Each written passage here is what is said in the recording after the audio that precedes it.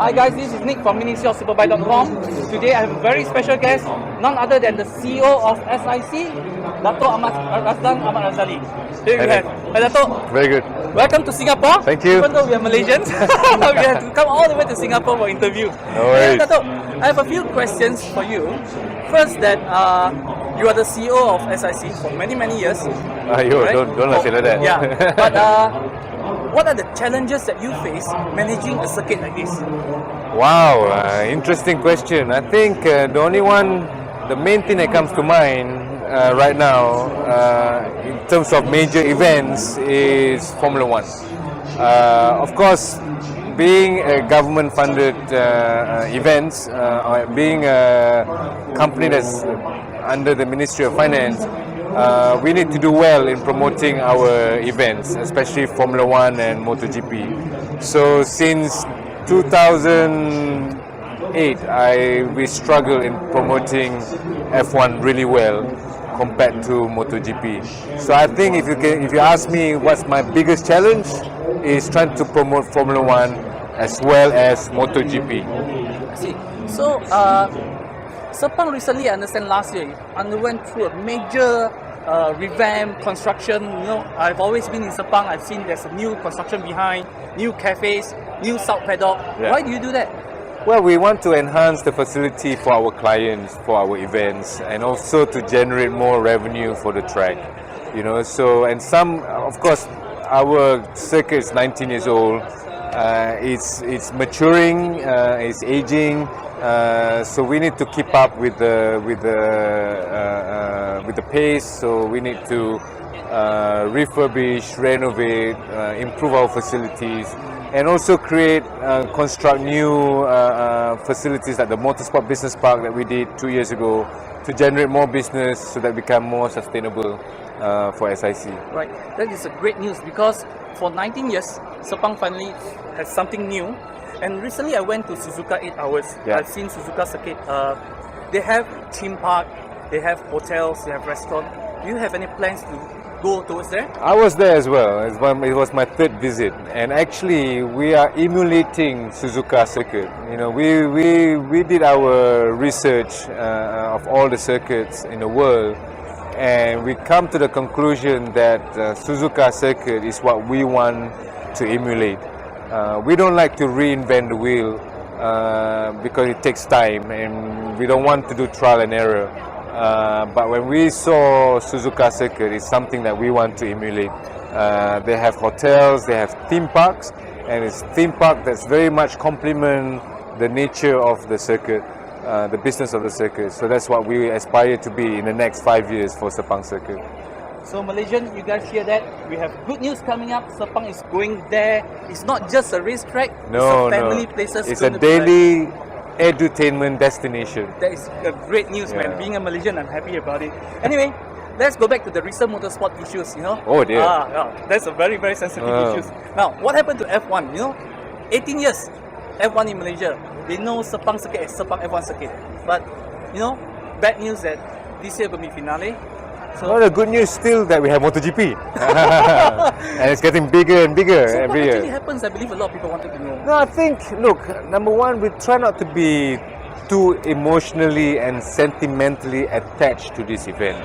You know, just because it's 19 years, it doesn't mean that we're going to host this event year in and year out. If finally the numbers don't make sense, you know, we have to have the courage and economic business sense to say, look, it's not working, we better stop. Give it a break, and maybe we'll come back in the next 5 years. It has been good for us since 1999, you know, until up to 18th years. It has been good, but the numbers are not showing anymore. It's on a decline, you know. So we have to make that wise decision, that economic business decision to just say, look, we'll give it up. Let's grow MotoGP as best as we can. We have Malaysians that participate in MotoGP. You know, grow it better, and then we'll come and revisit F1 when it gets better. Right. Okay, so let's not be too sentimentally attached, you know, because right now everybody is so emotional about it. But hey, you know, my local numbers are declining every year. You know, if only that you guys continue to buy. You know, if every year the numbers increase, that's a different story. But if the numbers are slowly on a decline, especially when it comes to locals, we have no choice, but we have to give it up. Right. Yeah. So right now with WSBK gone, F1 gone, we left only MotoGP. So I'm sure you have a very strong plan for MotoGP coming up. Like, Well, I mean, we have not done much ENP for MotoGP to date. Yet we have sold out all our grandstand seats 2 months before race day. All that's left is hill stand tickets. So already that shows how attractive, how exciting MotoGP is. For me, my next plan for MotoGP is to target 100,000 on Sunday.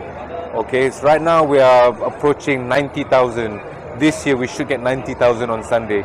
And we are on par, in fact, one of the top 3 circuits in the world, you know, compared to the one in Spain and Italy, to be up there of 90,000 on race day. So for me to reach 90,000, target 100,000, by 2019, we should have a Malaysian boy in a MotoGP category.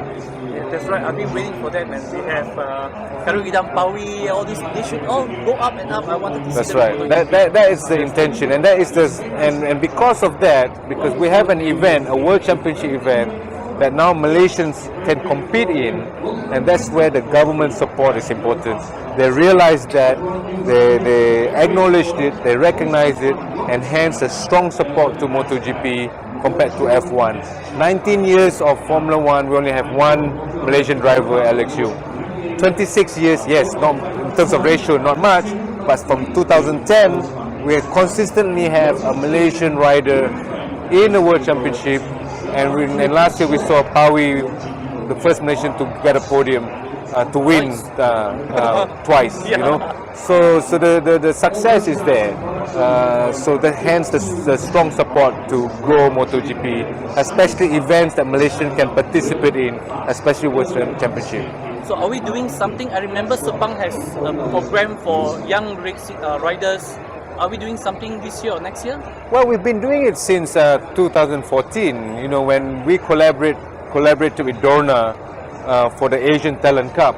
You know, that is the platform, a sure platform for kids to go to MotoGP.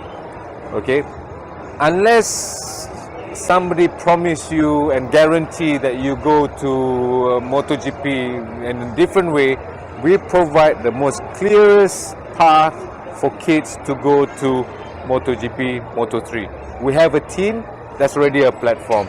We need young talent riders to be fed into our infrastructure, into our racing team, and that begins with the Asian Talent Cup. If you can do well in the Asian Talent Cup, you go to the Junior World Championship, and then you go to Moto3. You saw that Adam Noruddin, for example, started with the Asian Talent Cup. Then we put him in the CEV, and now in the second year in Moto3. So we have 3 boys that's currently in the Asian Talent Cup. So one of them surely will go to the Junior World Championship and ultimately to the World Championship.